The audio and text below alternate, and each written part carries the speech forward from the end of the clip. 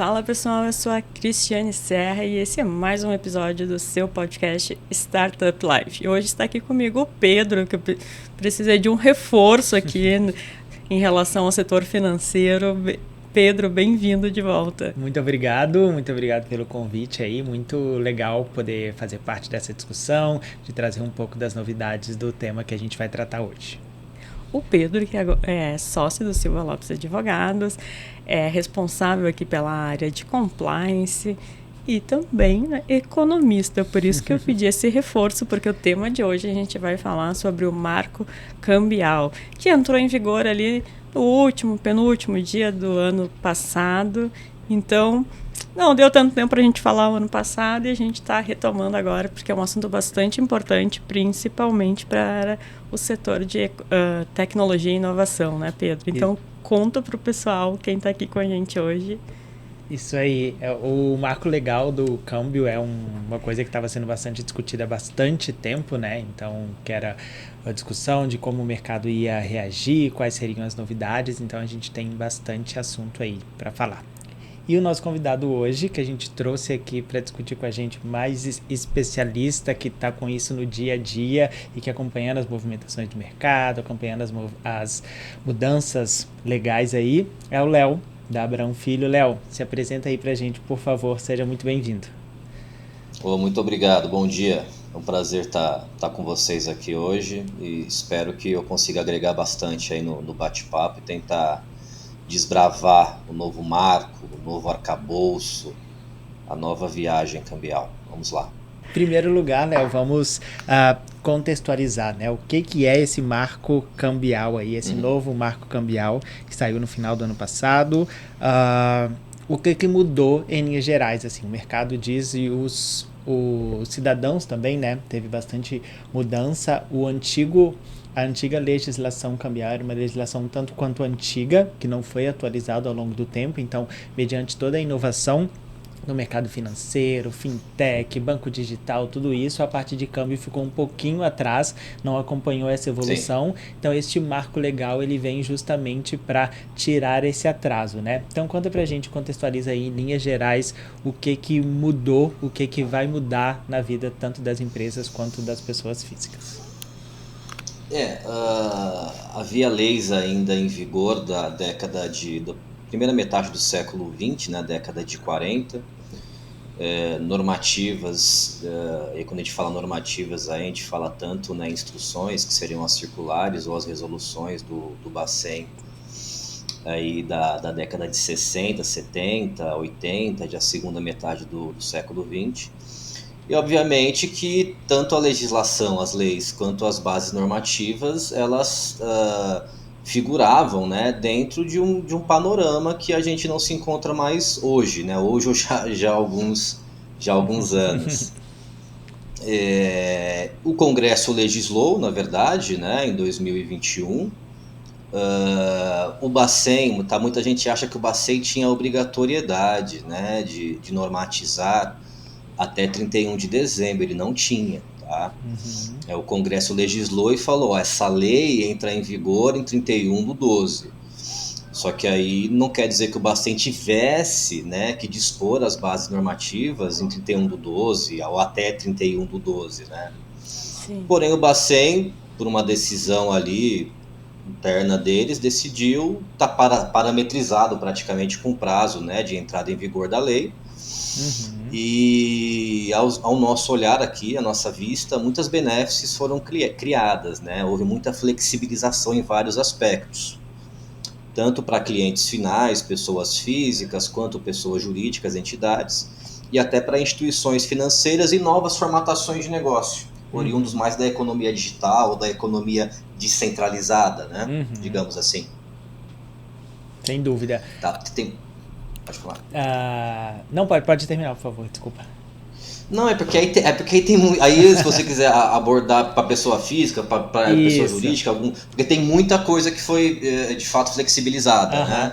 Isso aí. E criada, né? Vamos começar então falando sobre as principais mudanças para as pessoas físicas, né? Para os cidadãos aí. A primeira coisa que saiu na mídia em geral é a questão do aumento dos limites para viagem, né? Então, Sim. antes tu poderia viajar com até $10.000.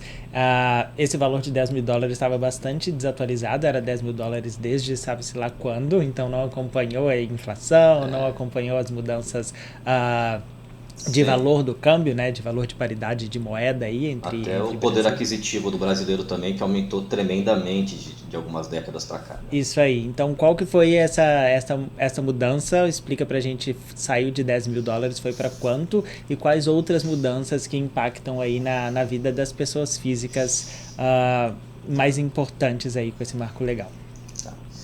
Cara, aí assim, houve uma confusão midiática aí, o que foi publicitado, né, nesse quesito em si.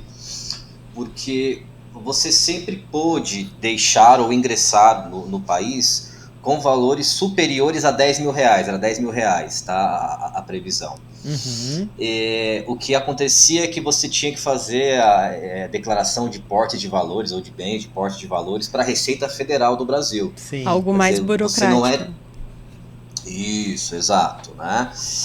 E aí, então, assim, qual a confusão que houve, né? Porque a lei, o legislado, teoricamente, eu acho que até os próprios congressistas se confundiram, inclusive, porque era uma declaração fiscal, né? E o Banco Central não é uma autarquia fiscal. Uhum. Né? O Banco Central é uma autarquia monetária, então não compete ao Bacen falar se você vai declarar ou não entrada da fronteira com dinheiro, com ouro, né? Enfim, valores em geral.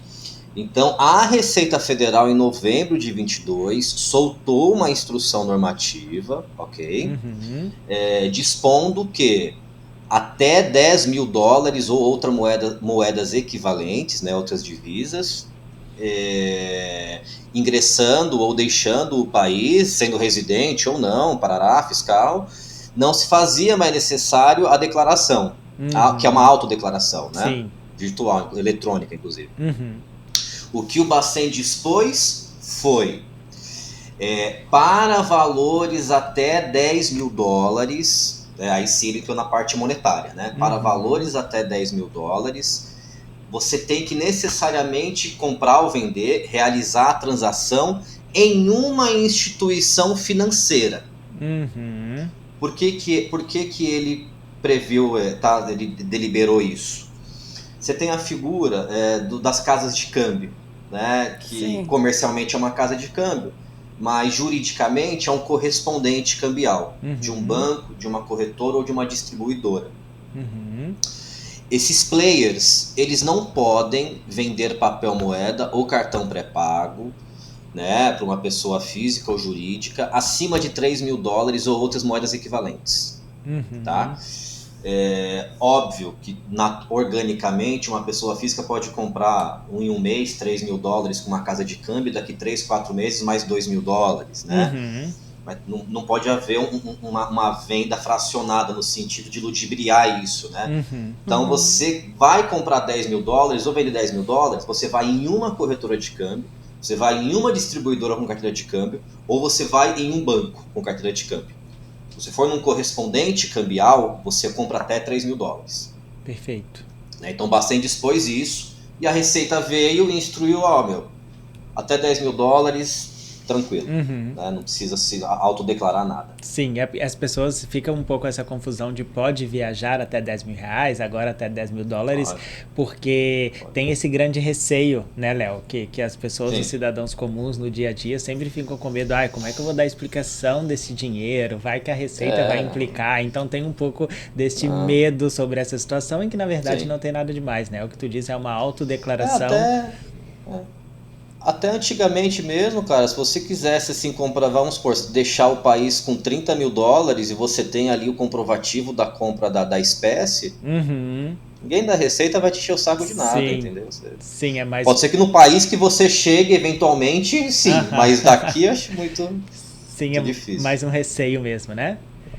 Exato. Tem um outro ponto que também mudou para a pessoa física, que as pessoas comentaram muito aí, e que eu, como economista e como responsável pelo compliance, então estou sempre ligado em lavagem de dinheiro, nesses mecanismos, estão dizendo que esse novo marco legal, ele instituiu a figura do doleiro, né? O que isso significa? Daí tu me corrige, tá, Léo, se eu estiver errado.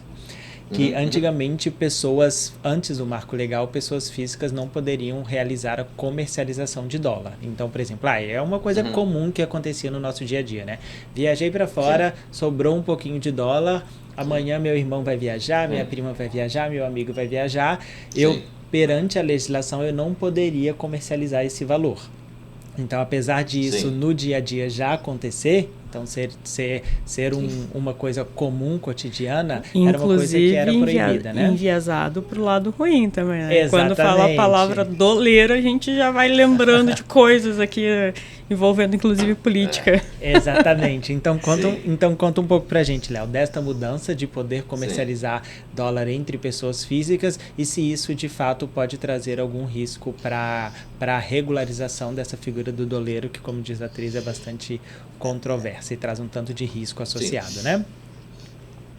Isso da compra e venda também de papel moeda, né? Ou seja, do instrumento monetário papel moeda, entre pessoas físicas de maneira não profissional, né? Sem exploração de renda, né? Sem proveito econômico, com valores até $500 por transação, ele não estipula período, por exemplo. Eu vejo com bons olhos, porque, como você bem colocou, é uma prática que já acontece informalmente. Né? Então, teu pai pega $300 com você vende 400 euros para um amigo, quer dizer, isso já ocorre há muito tempo. E os valores são muito pequenos. Né? Cara, para você cair ali naquele tripé, né, de PLD, de fracionamento, omissão, fracionamento de valores, né, disseminação desses valores, pra você fazer isso de $500 você dá para fazer, mas vai levar um certo tempo, a depender da quantia que você quer esquentar de dinheiro, né? Vai dar trabalho, né? Eu acho bom você normatizar isso, porque é algo informal, praticável e que agora passa a ser formal, normatizado. Exatamente. Né? Ou seja, passa a ser fiscalizado, se você parar para pensar por este lado, com essa ótica, o que não era informalmente fiscalizado agora passa a ser, né? No final das contas, traz mais segurança para quem está comprando, né? Sim, e novos negócios podem surgir, né? Eu, por exemplo, com certeza, Abrão, aqui a gente vai lançar alguma plataforma nesse sentido, peer-to-peer, porque o peer-to-peer no câmbio e no mercado de capitais, né? No crédito existe, né? Mas no mercado de câmbio de capitais poderia existir porque tem balcão, né? Mas é difícil você você ter uma plataforma peer-to-peer para câmbio. Ou seja, o peer-to-peer, teoricamente, não haveria interveniência de uma instituição, de um correspondente de uma instituição, né? Agora, se alguém quiser lançar uma plataforma, um app ali de compra e venda informal de papel moeda de pessoas físicas, pode. Uma startupzinha, né? Claro. Uma FX Tech. Então, eu acho que também pode aí impulsionar um pouco de empreendedorismo, né, no câmbio varejo. Sim, acho interessante. Sem dúvida. Eu acho que toda esta mudança, conforme a gente iniciou o episódio comentando, ela traz uma série de motivadores e uma série de oportunidades, né, para empreendedores, para inovação, como essa que tu trouxe. E aí, já transportando um pouco para a pessoa jurídica, Léo, dessas novas oportunidades, o que tu acha que foi a principal ou as principais mudanças para as pessoas jurídicas? Ainda complementando um pouquinho a fala do Pedro, tendo como foco aqui o ecossistema de tecnologia e inovação, né? As empresas de base tecnológica. Tem. Assim, tendo aí mais como foco principal, né, as techs, uma previsão que demorou para sair foi a normatização da fintech de câmbio. Né? A fintech de crédito já é normatizada há alguns anos na Sociedade de Crédito Direto e específico, né? CDSCE, se não me engano. Isso, SCD e SCP, né? Sociedade entre Pessoas. Isso, ela já é normatizada e a de câmbio não era. Então é muito comum, né? Você eventualmente fazer alguma compra em algum merchan. Merchan é uma plataforma, né? De música, de audiovisual, de produtos, no e-commerce, né? E aí você usa seu cartão de crédito ali para pagar uma mensalidade ou produto, e você vê ali que tem quando você vai olhar no seu extrato, é um débito em moeda estrangeira, em dólar, né, geralmente, e aparece uma empresa ali, coletadora daqueles reais no Brasil. Né? Então, eu vou usar o exemplo, vai falar acho que nem existe mais, uma plataforma de áudio que comercializava música bem antiga, o Naspers, né? Então você comprou lá uma música usar uma banda bem antiga também aqui, sei lá, do Bob Dylan no Naspers. E aí, cara, tipo, Abrão Filho de repente coletava esses reais do cartão de crédito que você usou no Brasil com uma compra em moeda estrangeira do merchan gringo, né? E a gente enquadrava popularmente esta figura no mercado como facilitadora de pagamento. Sim. Porque ela acabava coletando os reais, né, de vários PFs e PJs, consolidando isso em uma transação cambial e fazendo o que é chamado de mass payout. É um pagamento em massa, né, uma desova no exterior. Sim. E aí o Bacen a enquadrou, né? Esta figura agora chama-se EFX, Electronic Forex Exchange. Inclusive a enquadrou e majorou o seu limite operacional. Porque antes, se eu coletasse reais de 100 compradores, isso era limitado a 3 mil dólares por comprador. Tá? Uma normativa do Bacen, com uma tabulação chamada ACAN, que você especifica ali, né? Coisa técnica nossa aqui. O Bacen normatizou, enquadrou como IFX e majorou de 3 mil para 10 mil dólares.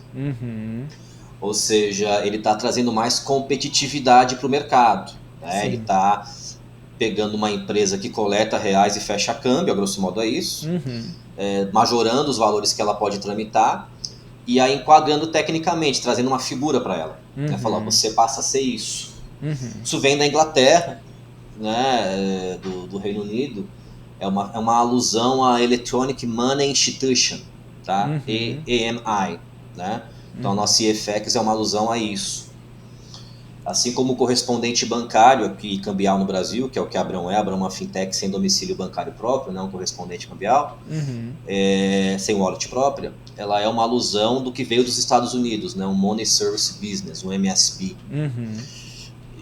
Então tem essa figura da IFX e tem as instituições de pagamento, que aí sim eu vejo que vai trazer um concorrencial muito forte, muito pesado para o mercado. Porque você imagina aí instituições de pagamento, né, do patamar do Mercado Pago, por exemplo, que é um monstro, maior do que muito banco de middle, ou do que muitos bancos juntos de middle. Ele vai poder operar no mercado de câmbio, né? Ele vai poder ter posição própria, fazer interbancário em julho. Até 100 mil dólares por operação cliente-dia. Então, que isso com certeza vai... são quase 600 mil reais, né? Por cliente, dia operação. É muita coisa. É considerável, né? E o mercado, fazendo um parênteses aqui, mais momento fofoca. O Leonardo falou do Mercado Pago, eu lembrei que o Mercado Pago está investindo forte em publicidade no Brasil. Com certeza tá vinculado a isso que o Leonardo está falando. E ficou no lugar das Americanas no Big Brother, que começou recentemente, né? E a gente sabe que ali é um investimento alto em anúncios. Exato. Sim, com certeza. Cara, o Mercado Pago é um puta business, né? Eles fizeram um trabalho, eu estudei muito, né? Isso daí porque eu fiz umas palestras ano passado na AV Startup, na Case lá, enfim, Bossa Summit, muito sobre a origem das fintechs, né? E ele vem o Mercado Livre, né? Ele começa como um eBay, né? Só que aí você tinha o eBay e você tinha o PayPal, que tinha comprado uma fintech do Elon Musk na época, né? Sim. Então, o Mercado Pago e o Mercado Livre somos nós 30 anos para trás fazendo o que o eBay fez com o PayPal. É isso. Legal. Na década de 90, grosso modo é isso. Sim. E Léo, trazendo um pouco, exemplificando também, que tu trouxe um exemplo ali da plataforma de música, né? Que tinha lá antigamente. Hoje em dia, me corrija se eu estiver errado, mas a gente pode exemplificar através dessas plataformas de aposta, né? Essas apostas de cota fixa, que são os bets, né? Que os bets utilizam também esses débitos através do dólar. Então, isso vai facilitar ainda mais para essas empresas que já estão dominando o mercado, estão em tudo enquanto é lugar aí, já de patrocínio, Sim. de cliente, na internet, influenciador, então está tomando uma fatia do mercado muito grande e eu acredito que esse mercado de câmbio, essa mudança no marco legal de câmbio, ela de fato vai ainda auxiliar ainda mais com que essas empresas consigam operacionalizar de maneira mais ágil, né? Estamos alinhados, Pedro, porque essa pergunta não estava aqui no nosso roteiro e era o que eu estava pensando em perguntar. Legal. E também já pedi pro Leonardo ajudar a gente e aos nossos ouvintes a entender um pouco mais como é que elas funcionam, porque teoricamente no Brasil não pode fazer aposta, né? Isso. Aí você tem uma ramificação, né? Você tem essas plataformas que fazem o jogo recreativo e o jogo de azar. Né? E são merchants, né? São players atuando offshore aqui com as suas plataformas de jogos. E de fato há muitas reticências por parte dos players, tanto um banco com agência de rua, né? Um banco tradicional, quanto um banco digital, de plataforma a gente chama, né? Há muita reticência em atender essa formatação de negócio. E aí essa é a avalia, não, eu digo mais nem avalia, né? Eu digo que esse seria um dos principais motivos do porquê que nasceu uma instituição de pagamento. Né? Porque uma instituição de pagamento, assim como a Abrão aqui, correspondente cambial, né? Ou assim como uma IFX, nós somos serviços financeiros alternativos. Isso também vem lá do Reino Unido, é o Financial Alternative Service, o FAS. Tá? Então, o serviço financeiro alternativo ele nasce para atender uma demanda que o mercado tradicional está acuado. Puta, eu tenho capital aberto na bolsa, vou começar a atender esse segmento de mercado, isso pode manchar minha bandeira, eu posso perder 10 bi um dia, né? Então, assim, os jogos, né, a coleta de reais oriundas das apostas nesses merchants e o fechamento de câmbio disso, com certeza vai ser muito mais favorecido, né? Então essas plataformas vão ter uma atuação cada vez mais patente aqui no país. Tanto elas quanto as chamadas exchanges, que já tinham sido normatizadas pela Receita, né? Uma corretora de criptoativo já era classificado como exchange pela Receita para vias fiscais. E o Bacen, apesar de não ter normatizado ainda, né, está na incumbência dele de não ter normatizado quanto a patrimônio líquido mínimo, capital social mínimo, parará, o Bacen dispôs um código cambial de ativos digitais. Então, por exemplo, tá, se você, em novembro do ano passado, quisesse comprar Bitcoin lá na Kraken, tá, um player, né, top de mercado, ou numa que o Mercado Livre tem Mercado Pago tem participação na puta, cara, Pay alguma coisa, Paxos, Paxos. Você ia ver que o seu contrato de câmbio ia ter uma classificação cambial, né, uma finalidade de câmbio assim, aquisição de mercadoria para entrega no exterior. Quer dizer, não havia por parte do normatizador uma previsão para falar, este valor que eu estou enviando para Paxos, para Kraken, é para comprar um criptoativo, é para comprar um ativo digital. Agora tem. Então, eu não sei se isso vai, de repente, atrapalhar um pouco as exchanges aqui, porque a gente começa a comprar lá fora, né? E a corretagem aqui para comprar cripto é bem alta, é quase que abusiva, inclusive. Então, foi muito bacana isso daí, dessas novas classificações cambiais, tá, que surgiram. E, Léo, a gente está falando aqui dos pontos positivos, mas quais são os impactos negativos desse novo marco cambial? Cara, eu acho assim, são poucos, assim, o Bacen ele tem uma postura muito à vanguarda, né? Ele já não agora, nem agora do marco cambial, e a minha própria figura aqui da Abrão, né, em 2011, você virar um banker, né, um banker autônomo, começar a abrir conta para fechar câmbio em vários bancos, né, o mesmo cliente em vários bancos, enfim. O Bacen sempre esteve muito à frente, né, da época dele. Mas eu achei que um ponto que foi um retrocesso foi a guarda documental das operações, né, de 5 para 10 anos. Isso foi um retrocesso muito grande, na minha opinião. Eu não entendi o porquê, na verdade, para mim não fez sentido. Né? E tirando isso, Eu não vejo como retrocesso, mas inclusive eu vou apresentar um processo do Sandbox agora lá em fevereiro no Bacen. Ah, legal. O Banco Central, ele não, até hoje, ele não enquadra um operador de câmbio autônomo. Uhum. Então você vê o agente autônomo de investimento, ele faz a provinha na Ancor, é uma entidade de classe, e é normatizado pela CVM. Sim. Né? Existem no Brasil 180 instituições financeiras bancárias e não bancárias com carteira de câmbio. Pouquíssimo perto dos Estados Unidos, por exemplo, tem quase 4 mil bancos. Sim. Mas você imagina que esses 180 players aí, né, com carteira de câmbio, deve ter pelo menos, aí a gente está falando de uns 1.000 profissionais operadores de câmbio. E esse profissional, ele não tem um enquadramento parte do Banco Central. Então, você tem a carteira de cliente, você opera o cliente, você está em corretora, você cobra corretagem, você não está em corretora, você cobra uma consultoria. Né? Quer dizer, não há uma previsão legal por parte do regulador. Não foi um retrocesso, mas entendeu que foi uma falta de atenção, de repente, uma falta de sensibilidade quanto a esses profissionais. Perfeito.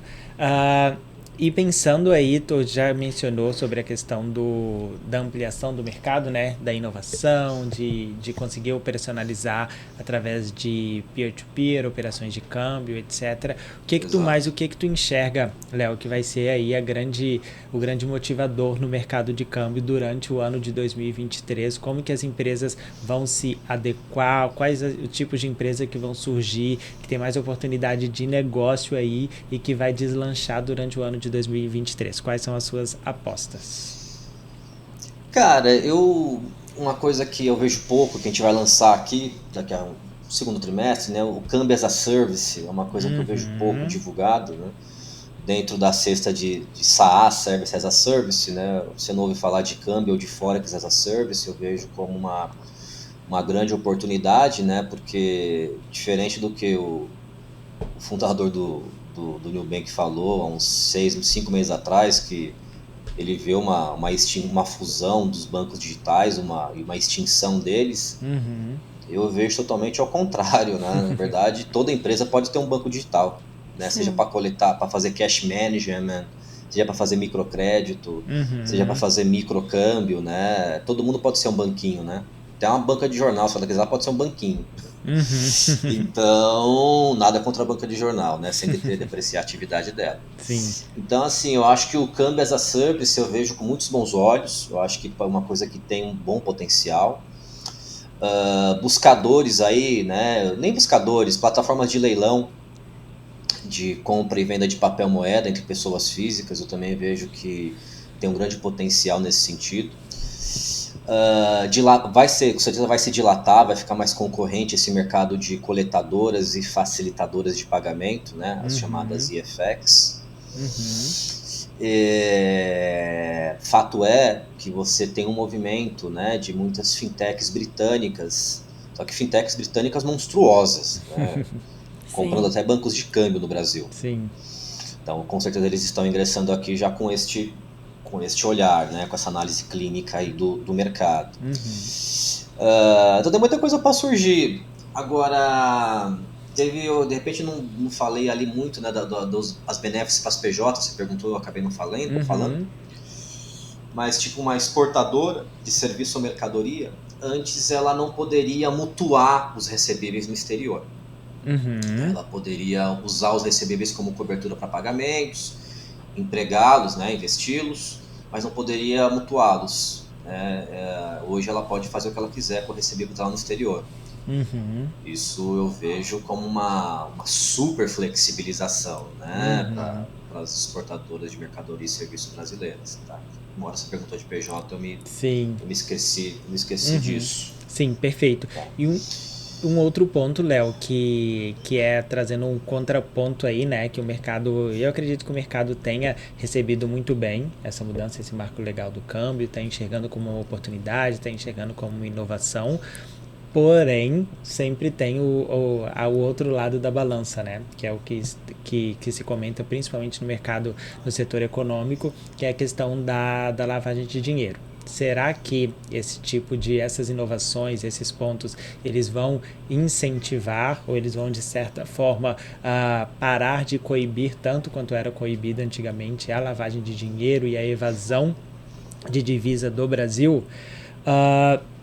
Teve uma mudança também no marco legal, a questão dos registros, né? Então, ainda que seja necessário, ainda que flexibilize um pouco a questão da operação de câmbio em si, que permita, que democratize ela para que mais empresas façam, para que mais pessoas façam, para que mais pessoas utilizem disso de uma forma mais atuante, de uma forma mais simples no dia a dia, tem este outro lado que são os registros das operações, né?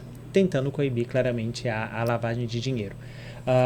O que mudou, Léo? E tu acha que é suficiente esse registro para continuar coibindo a lavagem de dinheiro e a evasão de divisa? Cara, é assim, eu vou começar pela última pergunta, que é a menção que você fez, que é dos registros. Tá. Houve uma flexibilização nesse sentido. Então, por exemplo, né, quando você ia fazer um ROF, um registro de operação financeira lá dentro do registro declaratório eletrônico da RDE, a título de financiamento de importação, FINIMP, você tinha que rofá-lo, né, fazer o ROF a partir de 360 dias, longo prazo, independentemente do valor. Hoje você só faz um ROF de financiamento de importação ou de refinanciamento de importação, um REFINIMP, a partir de $500 mil, né? Com um prazo mínimo de 180 dias, ele abaixou o prazo, mas colocou um ticket ali. Quando a gente fala de empréstimo externo, linha, né? Só se faz ROF de $100 mil em diante. Então também flexibilizou-se.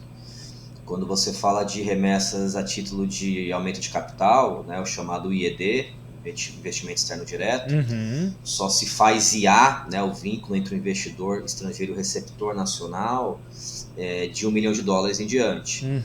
Então isso com certeza vai impactar muito a passividade de registros, quantitativamente falando, né? Sim, a rastreabilidade, né? Isso eu acho que a rastreabilidade de certa forma também. Também. Né, se a gente for trazer a flexibilização dos registros, né, para o lastro do recurso ou para a legalidade aí, né, da operação, de certa forma fica mais aberto. Eu acho que assim, cara, agora, indo para a primeira parte da pergunta, né, acho que toda flexibilização, qualquer coisa na vida é pro bem e pro mal, né? Acho que tem que, na medida do possível, tentar ir se ponderando com o tempo, né? O que foi mais assertivo e o que foi menos assertivo.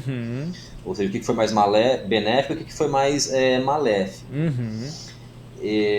Então, assim, pode ser sim que num estágio embrionário, no início, novas figuras, novas formatações acabem usando dessas flexibilidades, né, dessas prerrogativas mais facilitadas para cometer o crime de cambiais ilícitos, né, evasão de divisas, pode, né? Mas a realidade é que, assim, né, em grandes praças financeiras ao redor do mundo, né, Londres, Frankfurt, você não tem essa regulação de capital, entendeu? Tipo, o exemplo, ainda existe, né, até novembro ele vai unificar muitas, mas ainda existem mais de 250 classificações cambiais, entendeu? E veja que eu seria até interessado porque eu trabalho com operações estruturadas de grande porte, então são operações bem complexas que a gente, né, arquiteta aqui dentro, vê a parte tributária, a parte de registro, declaração, faz análise mercadológica, uma coisa bem ampla. Então eu seria até interessado que tivesse burocracia, né? Sim. Mas a realidade é que o mundo é outro, né? Se você também tem esse engessamento, você acaba restringindo o fluxo de capitais. Claro. E aí inovação vai no ritmo mais fraco, geração de emprego vai no ritmo mais fraco. Sim. Mesmo não estando na Europa, né, estando na América do Sul, a gente precisa tentar ter um ambiente de negócio, né? E aí ponto positivo para o nosso sistema de pagamentos, né? Para o nosso SPB, que para quem mora nos Estados Unidos sabe que aquilo é horrível perto do nosso, é atrasado. Você não consegue depositar $100 num caixa norte-americano. Isso é ridículo, né? Para quem vai para Portugal e acha que Portugal é um país de primeiro mundo, e não é um país periférico da Europa, lá a bandeira de cartão de crédito aceita é o multibanco. não aceita Amex, não aceita Master, não aceita Visa, aceita multibanco. Sim, não tem interoperabilidade de bandeira, né? Olha, eu posso falar com experiência, como você diz, com não é experiência, é alguma coisa de causa. É prático, né? Prático, né? Porque, claro, já faz algum tempo, né? Já faz aí uns 12 anos quando eu morei lá, mas era um horror essa parte financeira. Ridículo. Sim, a gente é mal acostumado aqui no Brasil, né? Cara, isso do Pix aqui, né? E antes do Pix, a TED já era bem rápida, mas você tinha transferência entre conta, DOC, TED, Pix, né? Quer dizer, a coisa flui bem, né? Sim, tinha interoperabilidade entre as bandeiras ali, né? Para que tu conseguisse transacionar qualquer bandeira nas maquininhas, que surgiu ali em 2014, isso. Aí, 2015. exatamente, a adquirência, porque o Bacen foi e normatizou, falou, isso. Seu trabalho é ser adquirente, você tem que aceitar todas as bandeiras, ponto final. Isso aí. Ai, não, mas é do filho do presidente de Portugal, eu só aceito multibanco. Não tem essa, né? Por favor, né? Sim, e falando sobre o mercado, ele tá trazendo, o Pix trouxe um pouco isso também, né, Léo? Que é de trazer essa novidade, trazer essa inovação, sabendo que podem existir alguns riscos, como no Pix tinha muito questão da fraude, e aqui no mercado cambial tem muita questão da lavagem de dinheiro, ainda tem, e o Banco Central vem acompanhando, né, esses níveis de fraude, vem soltando medidas para tentar coibir, né? Para ajustar. Então lançou os limites, depois lançou o mecanismo especial de devolução, ao longo do tempo, quando foi vendo de fato como o mercado de fraude estava usufruindo dessa nova funcionalidade. Eu acredito que no mercado de câmbio vai ser a mesma coisa. Então se o Banco Central e se a Receita começar a ver que está ocorrendo muita evasão de divisas, se está ocorrendo lavagem de dinheiro, se propiciou evasão fiscal, então aí vai começar a atuar para tentar controlar e ir direto onde está o problema e não burocratizar sem saber se de fato seria um grande impacto ou não. Então eu vejo como uma coisa positiva também. Você colocou bem, você tem que atuar no fato gerador, né? Não criar enciclopédias aí, burocracia, para ninguém conseguir fazer nada. Aí ninguém sai do lugar, né? Tem que entender onde... Uma coisa que o Bacen colocou ali, que é uma coisa óbvia, mas enfim, deviam estar usando isso como válvula de escape. Ele colocou uma previsão expressa de que a instituição financeira é responsável pela guarda documental de apresentação do cliente e do respaldo documental do câmbio dos seus correspondentes. E existem no Brasil quase 5 mil correspondentes cambiais, e a maioria mesmo, 99%, 98%, trabalhando com câmbio manual, né? Com formato de casa de câmbio, varejista físico. Sim. E essa previsão, o Bacen ter colocado essa previsão expressa, o meu entendimento é que, tinha muito correspondente ali, a instituição que o credenciou no Bacen, né? Porque o correspondente compra e vende algo pela instituição, em nome da instituição, financeira, bancária ou não. Devia ali ter muito correspondente. A instituição falando, não, correspondente que vendeu, que comprou os dólares, ou que comprou o saldo do cartão, ou que carregou o cartão, ou que comprou o cheque moeda estrangeira, né? Foi o correspondente, ele que tem que ter a documentação. Eu acho que o Bacen colocar essa observância expressa, literal, do jeito que ele colocou, na norma, é porque devia estar ocorrendo isso, com certeza, né? Então já é uma... Querendo ou não, você já vê um movimento ali de preocupação quanto a isso, né? Perfeito. Bom, então, essa nossa conversa a gente podia estender ela aqui, né? Sem dúvida. E puxando tantos outros assuntos, mas a gente tem aqui um comprometimento com o horário, principalmente para a gente não extrapolar aqui com o nosso convidado e depois para o pessoal da edição não nos matar também. Porque a gente tem o costume, Léo, de falar demais. Daí eles falam assim, tem que ter 45 minutos, no máximo 1 hora. Passando disso, não pode. Isso que é bom não ter texto, né? Porque se não tem texto, a conversa é orgânica, vai fluindo, os assuntos né? vão desabrochando, né? Então, Léo, a gente queria agradecer muito a tua participação. Com certeza foi um episódio bastante esclarecedor. Acho que nossos ouvintes aqui também conseguiram tirar várias dúvidas. Eu fiquei aqui mais quase de ouvinte, aprendendo com vocês dois. E deixar o espaço, Léo, para tu deixar as tuas considerações finais. Se quiser deixar os teus contatos da Abrão Filho. A gente pode colocar aqui na legenda também, não tem problema. Não, a gente agradece muito o convite e a gente fica à disposição para novas oportunidades aí. E a gente adora conversar, a gente adora compartilhar conhecimento, né? Compartilhar conteúdo. Tem um e-book nosso, tá? O e-book do novo Marco Cambial. A gente lançou via Infomoney.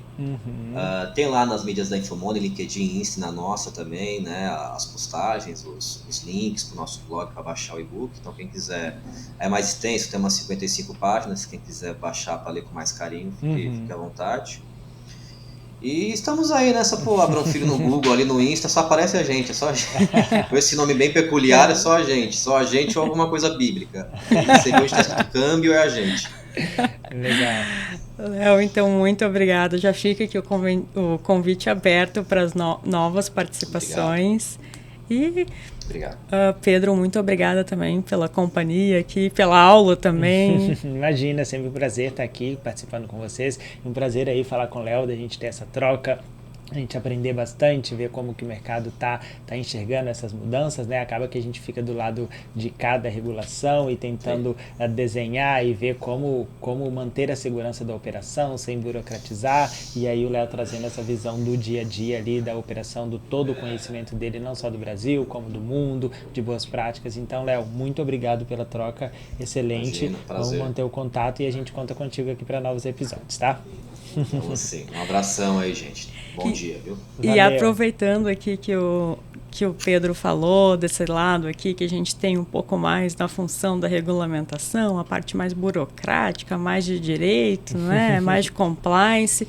Quem quiser saber um pouco mais também, basta acessar o nosso blog, silvalopesadvogados.adv.br/blog, ou simplesmente jogar lá no Google Silva Lopes Advogados, que também vai encontrar, ou no Startup Life. Então, aos nossos ouvintes, muito obrigado por mais uma companhia e até o próximo episódio.